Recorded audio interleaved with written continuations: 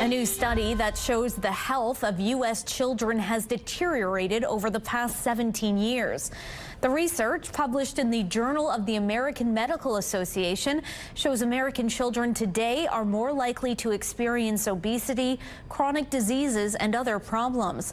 The single outlier was asthma rates, which improved over the period of study between 2007 and 2022.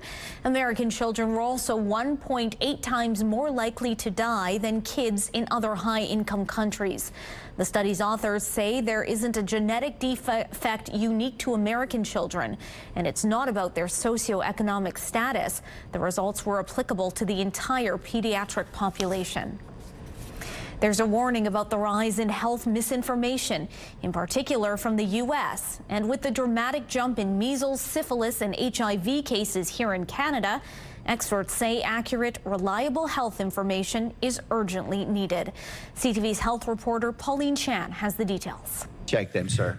I did not fact check. You did not fact check. So this is the week U.S. Health Secretary Robert F. Kennedy Jr. is announcing the members of the vaccine panel at the Centers for Disease Control, something the Canadian Medical Association is watching carefully. There are noted vaccine skeptics among this group who have echoed RFK Jr.'s ideas such as vitamins will prevent measles, such as that, chemical warfare or various other causes are responsible for the current measles outbreak, instead of the virus. Dr. Shannon Charlebois says Kennedy and members of the panel will determine which vaccines will be funded in the U.S.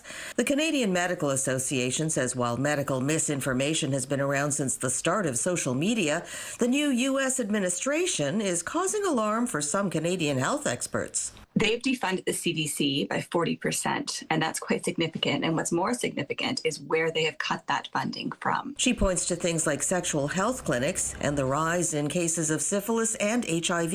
Not only do infectious diseases not respect geopolitical borders, but neither does mass media. The article by the Canadian Medical Association says Canada cannot rely on its southern neighbour to monitor infectious diseases, and Charlebois says it's not just measles and syphilis. Now we have avian flu, which is spread throughout the country in our domestic poultry. It's also crossed to cow herds in the U.S. It has infected some humans working with the animals, but the fear is that if it mutates to spread from human to human, the effects will be devastating.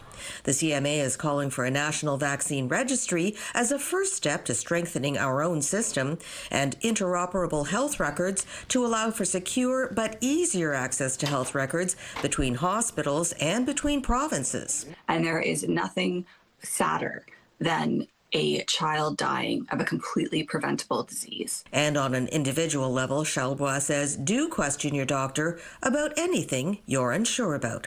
Pauline Chan, CTV News.